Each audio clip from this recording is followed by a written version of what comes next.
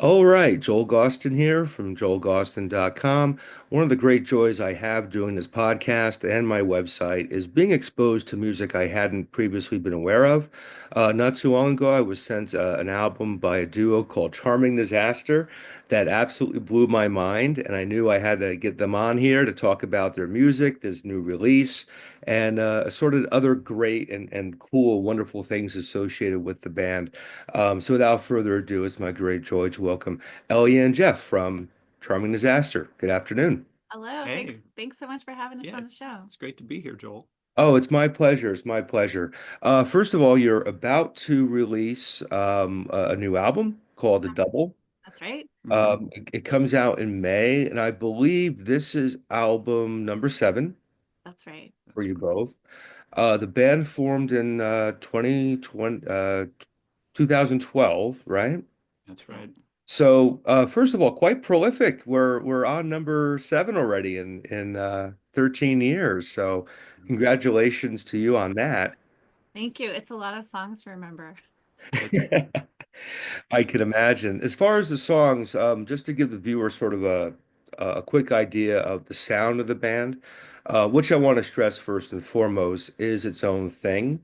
But just to kind of give people an idea of where you kind of comfortably fall, I would say fans of Rasputina, the Mhm. Dresden Dolls, Amanda Palmer, Tim Burton movies, would certainly find a very happy home listening to the double and the rest of your discography as well.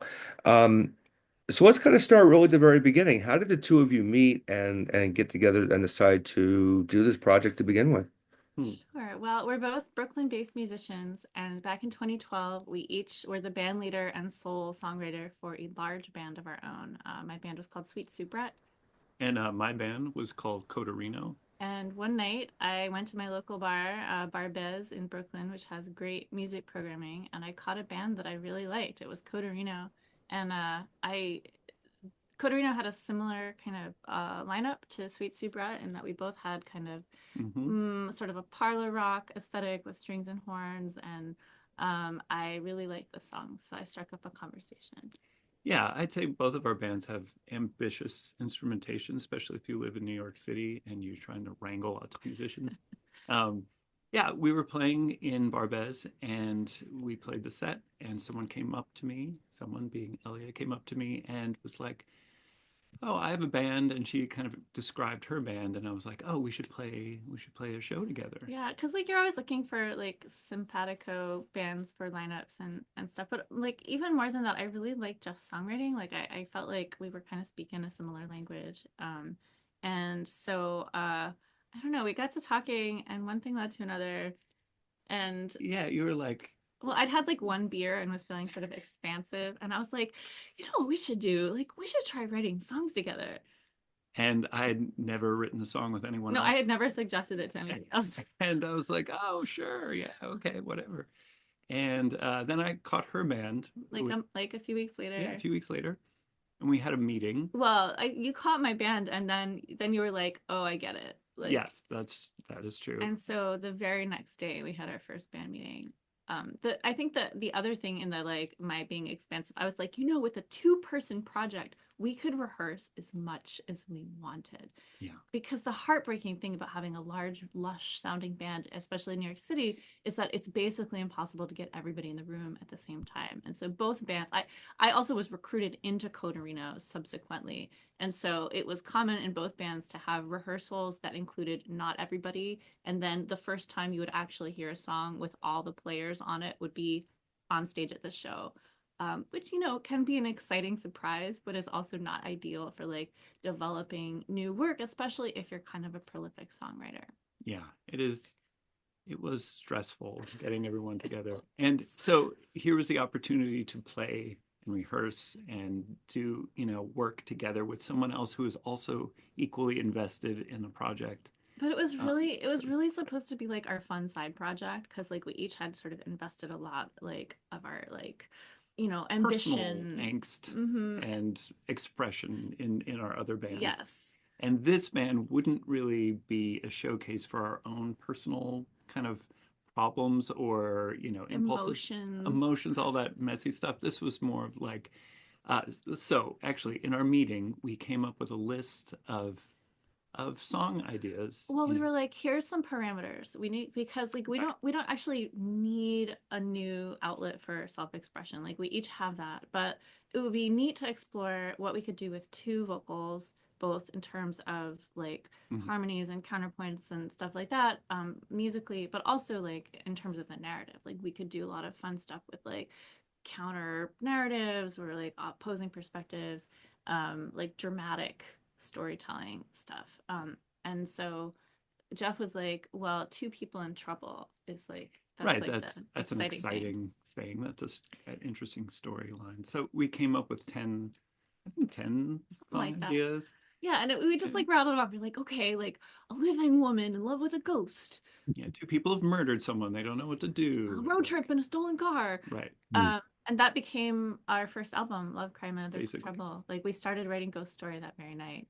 Right. And like mind you, we didn't know each other very well at all at this point. So it was easier to kind of have these subjects where we weren't really investing ourselves personally into these songs and stories and you know so we were like creating characters, and it was easier to write that way with someone you don't know. Yeah, although we had a lot of shared interests, and that was clear from the very beginning too. We also sort of made a sort of grid. We were like, well, like it's kind of like, oh, there's like a little bit of like Americana and murder ballads, and there's a little bit of like gothy stuff, and there's some like new wave and like French cinema and like kind Mhm. of highly stylized kind of presentation. A little bit of vaudeville, and so, like, where all those things kind of converge in the center of that Venn diagram is where you find Charming Disaster. Still, I think. Yeah, well, clearly the combination has worked because you're 7 albums into this, and I haven't explored the rest of the main discography yet, but I'm really in love with this record. I'm enamored with it. It's like my checklist, all the things you just mentioned. If you were in my apartment, you'd understand. Totally, I'm there for this. So you've had this history already, 13 years, 7 albums, which is a tremendous output to produce together. How would you say, those initial sort of parameters and ideas you went into in the beginning have evolved as the years have gone on? Well, we Um, still don't know each other at all for all oh this my stuff. God, that thousands of hours we've spent in moving vehicles. Yeah. Yeah, it's interesting because as we have gone along, our own interests and obsessions have kind of expanded. Mm. And the band, it turns out, has provided a really like flexible container for those interests. Hmm. And in some cases, we were curious about whether our fans would kind of come along with us, if we strayed from the sort of initial like creepy true crime death and murder stuff. But like our fans are so great. They are interested and curious about the stuff that we're interested and curious about. And so, we have a concept album inspired by Marie Curie and her scientific discoveries, and we have a lot of like science and nature songs, which is true of the new album as well. And we I don't know. I don't know if there's anything we could get really interested in that like couldn't fit into the Charming Disaster universe at this point. Yeah. I think, and also the way we write songs has changed over the years. Initially, it was like a back and forth kind of epistolary writing. So Elliot would write a verse and email it to me, and I would like, struggle and like try to work on a verse and send it back. Just, Or vice versa. I yeah, also and got many like song sure, beginnings from you yeah, with like back a and forth. voice memo recording. Oh And God, and there's nothing more exciting than like getting the oh, like the next verse from the other person and like listening to hear what happens next. and since in the beginning we were very like, we didn't know each other as well, so we didn't like mess with anyone, and either of our kind of verses and choruses that we made. It was just like, okay, that's that, and I'll work on this, send it back, and we would have a song. And now as it's developed, Oh yeah, now we get all up in each other's business. it's true, and we we sit one of us will have an idea or a concept or a musical idea, and we'll sit side by side mostly and just kind of work it out together and like go back and forth There's in a lot that of way. like what if. There's a lot of like Right. what if we did this in a different time signature, or what if this chord or this other chord, or what if we like moved this line so that it was the end of the verse because it's more like a punchline to the thing that we're saying. Yeah. And I think that's like that's really been our approach for a long time is the Yeah, like that's the true. sort of respectful what if. And I don't know, it's important not to be too attached to your own ideas, and to be open to the other person's. So true. Yeah. And it's also, I mean, loosely is gone from more kind of direct stories and narratives and to a little bit more oblique references to things. You might not know exactly like where this is coming from, or you might be able to inject your own kind of, impressions and ideas that you get from it rather than like, this is a murder ballad and like, I think there's a little bit of both on the new sure, album though. Like there there's some definitely songs is. that are more about capturing a feeling and some songs that are more like we have a time machine and we know how to use it, or do we? Mm. Exactly. Well, to that point, there to me, there's absolutely a cinematic quality to the upcoming record, which I love because there's a difference between listening to a song and appreciating because it has a catchy chorus and you're in your car singing along, and being transported somewhere else where your mind is sort of like the music is helping your mind kind of go somewhere else. And I always favor those experiences more. Mhm. So I've had a lot of cool images in my head listening to the record. And I can tell just by the production, which is fantastic in my opinion. There's a richness to the sound that you've accomplished. And I know you mentioned the thousands of miles, so obviously you're a touring and performing act as well. Um, Tell me a bit about that transition from recording to stage, and because it's just the two of you on stage, is that correct, or do you have accompaniment? Pretty much at Just the this two of point, us. it's just the two of us on stage. Occasionally, for a big show, we will rope in some collaborators, which we do in the studio kind of routinely. We rope in our former band members, and our engineer and co-producer Don Godwin is a multi-instrumentalist, and so we pull him in. But the whole point of this band was to not have to schedule with other people. Right, right, right, right. And it's become an interesting aesthetic challenge to kind of figure out how much we can do with just the two of us on stage. Well, yeah, and the progression is like we will sit side by side and work these songs out with ukulele and guitar, and then we go into the studio and it's like, oh, what does it need? Does it need drums? Does it need organ? Does it Oh, need I this hear and a that? little piano line. Yeah, Like there's a lot of stuff that happens kind of while we're recording. and there's the kind of like platonic ideal of the song, at least how we're hearing it. And then we go out and try to perform it live with just two of us and like, okay, now we're how do we, represent what we've done Right, with almost just like two we're people? covering our own Yeah. songs. It becomes a kind of interpretive act too. Yeah. The other stuff that Jeff didn't mention is that we because when we perform on stage, it's guitar and ukulele, and we also each play a piece of foot percussion. So Jeff has a bass drum made out of an old suitcase that he plays with one foot, and I have a hi-hat that I play with one foot. And so like we write the song, we get off book with the song, we can like play it, it's in our head, and then we add the foot percussion, and then we get like terrible at it again. Although then once you take Yeah. away the foot percussion, we're like completely competent at playing the song.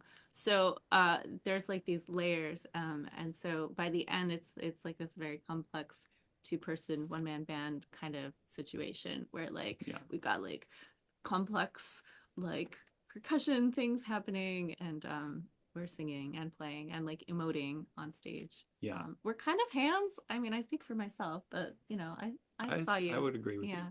Um, Right. and we get a lot out of performing.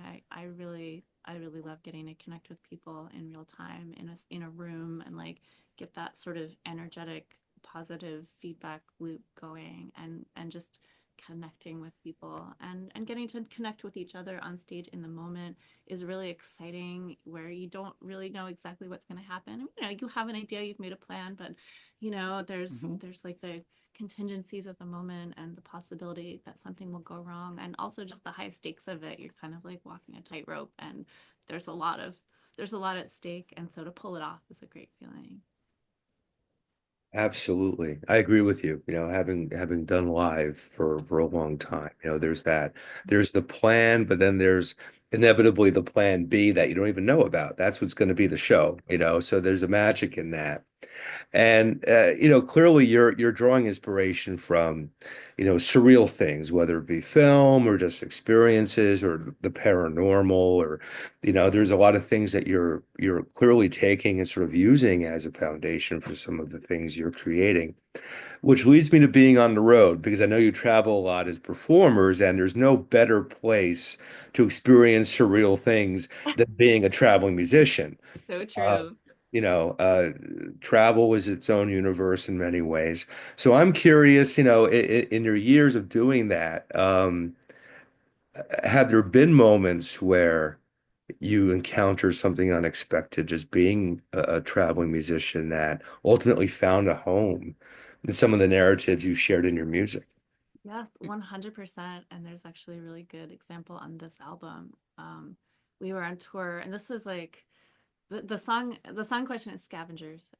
And we were on tour like pre-pandemic. It was what, like 2018 or 2019, probably. 2018, yeah. And we played a show that was a burlesque show. We occasionally will do like a burlesque team up show where burlesque artists will come up with acts to our songs and perform them as we play them live, which is like the most distracting way possible to play your music, because there's some like, incredibly gorgeous person standing right in front of you, like taking their clothes off. And the whole time you're like, don't mess this up for her. She worked hard on this act. So after this one particular show, one of the people who had performed with us, she actually did a human pin cushion act where she like sticks pins in herself. It was like, yeah, very distracting. She offered us a place to stay that night. And so we went with her and we drove behind her to deep into the woods of Chapel Hill, where she had a little cottage in the woods. And we went for a walk with her the next day in the woods. She creates these like headdresses with like bones and antlers and stuff that she finds in the woods. And she invited us to go for a walk with her. And while we were walking in the forest, we came across this deer carcass, like this huge antlered. Mhm. And there were, right before we came upon it, there were these huge birds. They were so big they looked almost like people. And as we got closer, we heard the noise of them like flying away, like They were huge. huge, Three huge. vultures. Yeah. Oh. um, and it was just this like really powerful moment, and we continued our walk. We found some old bones, and we gave them to Kat, our friend, so that she could bleach them and make them into art. And later that night we ended up doing this sort of ritual with her. She had shared with us some stuff that she was going through, and we made a fire, and we like burned some stuff in the fire to sort of help her like release what she'd been holding on to. And it was just like, it was this really it wasn't anything we'd planned. It just sort of like happened very organically. And so we carried that memory for a while, and eventually it became the song Scavengers. But it was such a mysterious song that we weren't sure how we wanted to record it. And so although we've had that song finished for a while, Yeah. it didn't we couldn't record it until we were recording this album. um, Excellent.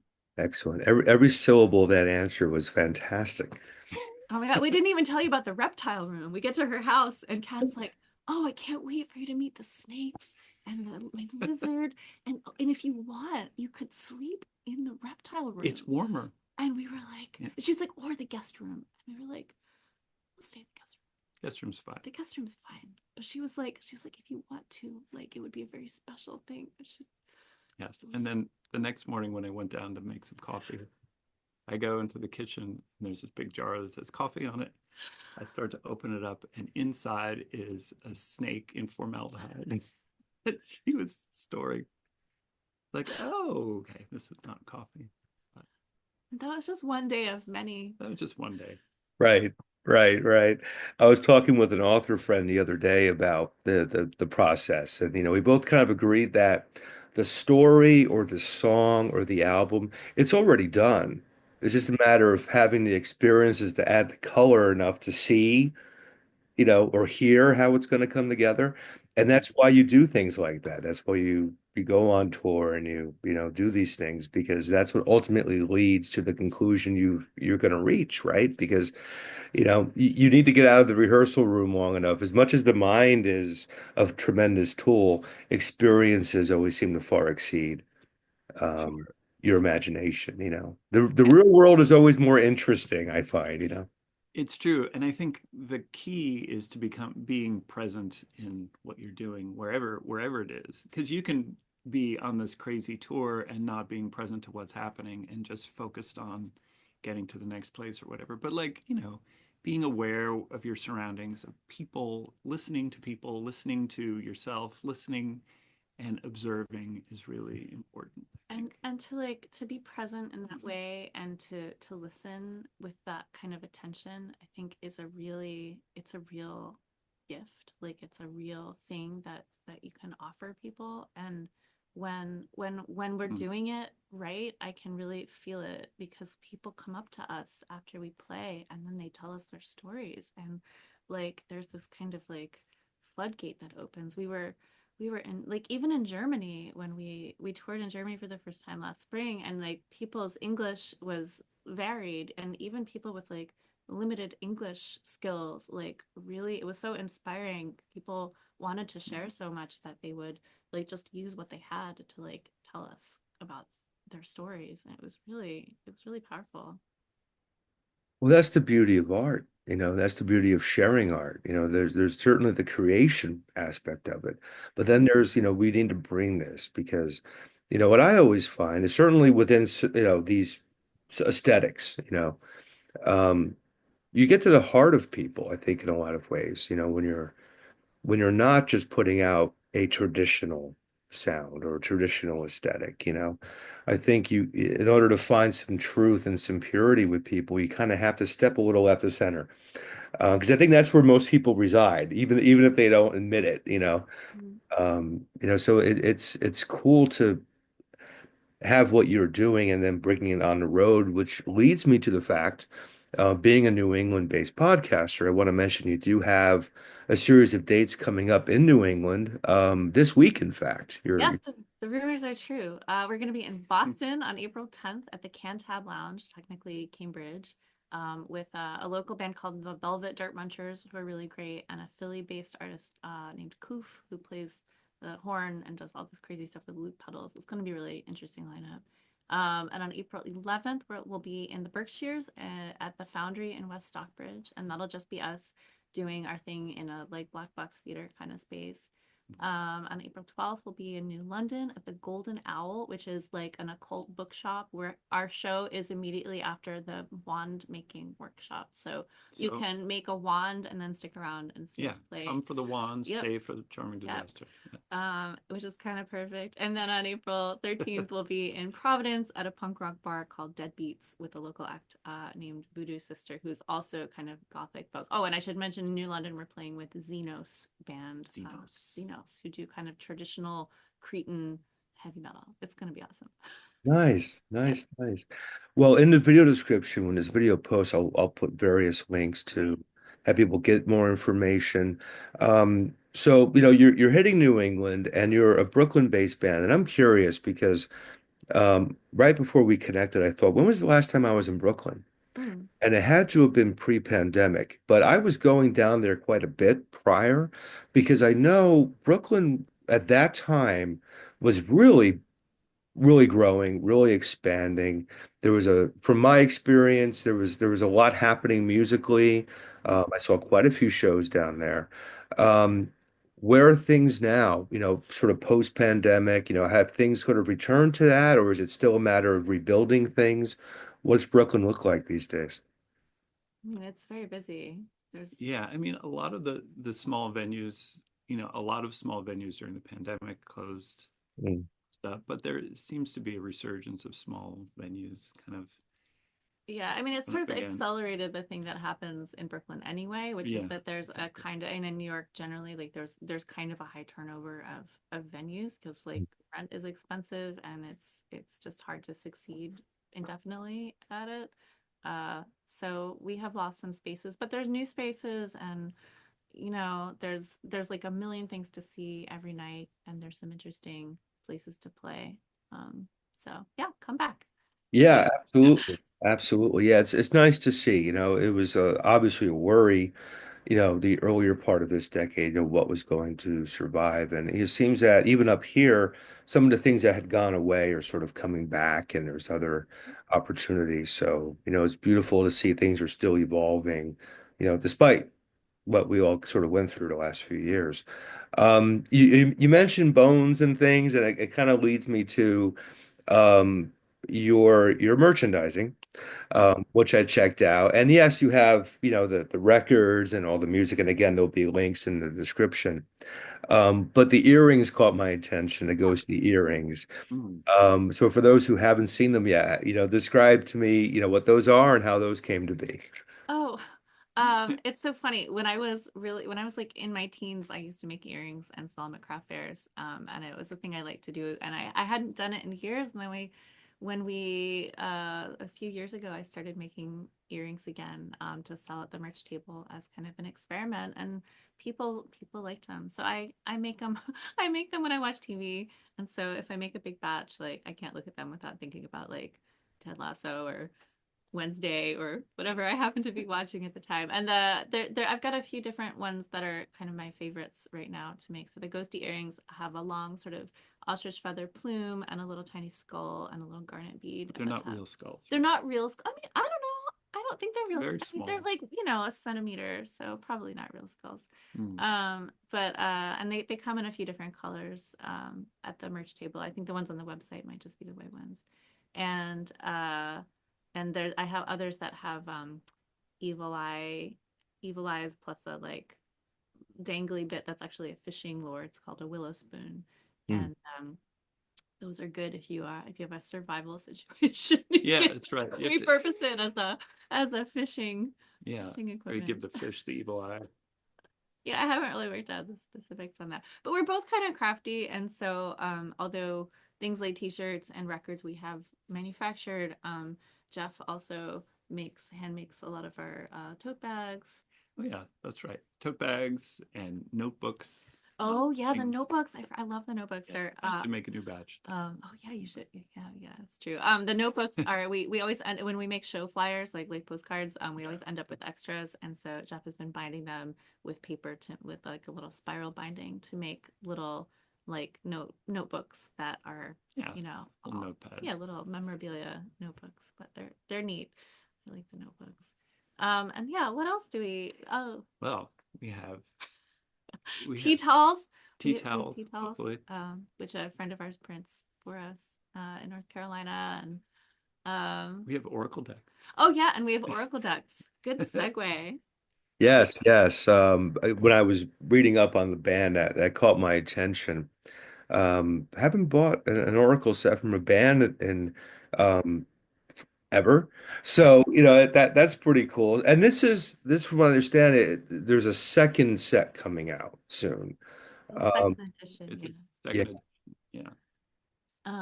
Yeah, so the way that sort of came about is that for a long time we used a tarot deck to help determine our set list. So we came up with a kind of concordance where each of our songs corresponded to a specific card of the tarot deck. And we didn't have like we weren't playing with a full deck, if you will, but we would have the sort of part of the deck that we had songs Mm. assigned to, and during our shows we would ask audience members to pick cards from the deck, and that would determine which Right. This would song to be play. like the first card is the current situation. Mm. Second, each card slash song would have their position in the kind of Celtic cross layout, traditional layout Yeah. of tarot spreads. And over time we were like, boy, like what? Because over time, like as we would write new songs and assign them to new cards, the connections would get like more and more tenuous. Like we have a song called Keep Moving, which is about, our sort of travels. And so if that's the chariot, which is like, it's like an obvious relationship, but like over time we were left with like the more and more oblique Right. cards. Yeah. And so we were like, well, wouldn't it be neat if we had a deck that was like specific to our songs? And it was something we talked about for a long time, but it's a big project. It's a lot of art to make, and it's a lot to make yourself, or if you're going to coordinate it with other artists, it's a lot of wrangling to do. So we talked about it for a long time. And then when we were doing the Kickstarter for our last album, Supernatural History, we thought this seems like the moment we could raise funds to pay artists and to like manufacture deck. So we ended up recruiting about 2 dozen different artists, and Jeff made this whole kind of like complex database so that people could indicate which songs they were interested in, and then we could kind of match people up with like their preferred songs. And we ended up with a 60 card deck, which features all these original illustrations that depict an idea or a theme or an archetype from one of our songs. And we've been using that deck in our shows, and we have sold out of the first edition. And now we have a new album coming out with new songs, which were not represented in the deck before. And so the second edition of the deck actually includes 12 new cards. So it's now a 72 card deck. And Hmm. we've updated the guidebook that comes along with it. What we've heard from people who've been Mm. using the deck over the last couple of years since the first edition came out is that it actually is like a pretty effective divination tool, that it's kind of in the sweet spot of like not too specific, but like specific enough that you can kind of draw meaning. You're doomed. You're doomed. It always turns out to be that way. So it's kind of a magical thing to make a piece of art like that that's so deeply collaborative, Yeah, because it's we really had to cool. really give up a lot of control to the artists and let them, lead with their own kind of interpretive vision. Yeah. And what we end up with is this really beautiful thing. And it's done. We have them. We got them before the tariffs went into effect, which is Hmm. lucky for us.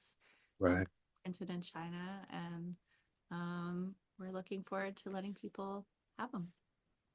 Excellent, excellent. I mean, I love this whole concept because the music would certainly be enough because it is so great, but I love that you've built this thing around it and made it more of an experience and a more tangible thing beyond the standard band record Mhm. merch thing, which I think kind of the future depends on that. There has to be more expansion and better ideas. Not to divert, but I have to say, you win the award for the best background I've ever had on a podcast. That's just Oh, the fantastic. void. Yes. Don't gaze too deeply into it, or we can't guarantee the Yeah. results. Yeah, I love it. I love it. Not my, lousy blurred disaster, but that's Mm. fantastic. Oh, thanks. It's everybody's gonna go run out and buy the album now because they're That's the idea. That's right. That's the idea. excellent. Gaze into the. Gaze into the abyss. That's right. And I do that every day. As, Yeah. as one does. Yeah. And Have you so, tried screaming into the abyss? That's also pretty good. yeah, yeah, I get some good sounds out of it, as one does in 2025. Indeed. And that's another point too. I appreciate you're taking the show on the road, not to get too deep or put too fine a point on anything, but not the happiest times at the moment, so it's a cool opportunity, I think, for people to go see a unique show and interact with you and take in the music and experience this different sort of thing that you're presenting. So I'd recommend anybody who's in the areas that were mentioned earlier, check out this week's shows, go to the website, see other shows coming up, support this entire thing, and get the new record when it comes out in a few weeks. Um, we're still kind of early into the year. I know that the new record comes out in May. What at this point does the rest of your 2025 look like?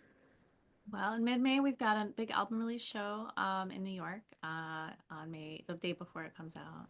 And then a week later, we leave on about a 3-week, like a 15 show tour Mm. of mostly the Midwest, which will end up back in upstate New York. So we're hitting like a lot of Wisconsin and Michigan and Chicago and Ohio and up into Buffalo and Ithaca. So we love the Midwest. Mhm. We're really excited to get back there. We're actually playing the Chicago Steampunk Expo, which is like a 3-day event, which we're pretty excited about. And then there's a smaller Steampunk Expo in Jackson, Michigan, also on this tour. So this Yeah, is our steampunk tour, I guess. I guess. Yeah. There have been tours in the past where we've played like a circus tent, a science museum, a Mm. fetish bar. Like it's, we really try to spread it We can around. fit in anywhere, really. Yeah. Yeah. So that'll get us into like early June. We've got a handful of shows in like summer. Although spring and fall are kind of our big tour seasons. We don't typically do a lot in the summer. We've got a couple things, and right now we are working to book ourselves our first UK tour in Mm. fall, which is still a work in progress, but is coming along. So folks in the UK can stay tuned for Yeah. some announcements about that, hopefully. Very cool. Very cool. Clearly an exciting time for things. And it's exciting time for those who are watching us who are new to Charming Disaster to check the band out. The album, it's May 16th. May 16th. That's when it comes out. And again, all the information will be in the video for people to learn more about this. Check out the past work, which I will be doing uh, Oh, with great interest moving forward. But just I love the album. I love what you're doing with this, and thank you so much. yeah, it's been a pleasure. I've really enjoyed chatting with you, learning more about the world you've created with this project, and I couldn't be happier for you. And I hope as this adventure unfolds, you come back on and we can share some more tales because I would Oh, really we love would love that. Yeah, that. We would definitely. love that. It's been a real pleasure chatting with you. And it's so nice to hear your kind words about the new album. It's so new. Like we feel like we don't really know it very well yet in a funny way. Yeah, and it's so so few people have heard the whole Yeah. thing, and it's great to finally get some feedback on it. It's Yeah. really nice. Yeah, it's great. It's great. I would certainly well, I'm already confident in saying it'll be in my top 10 for the year for sure. All Oh, right. that means a lot. Thank Yeah, you. thank you. Yeah, it's a great experience, and everybody watching should check this out. So again, you'll have everything you need to do that in this video, and I cannot wait for the next opportunity to do a new one with you guys. So please keep in touch, and Oh, we'll do this again for sure. great. Excellent. Great. We look forward. We're working on some new songs already. That's right. Excellent, excellent. Thanks again. Thank you, Joel. Thank you. Take care.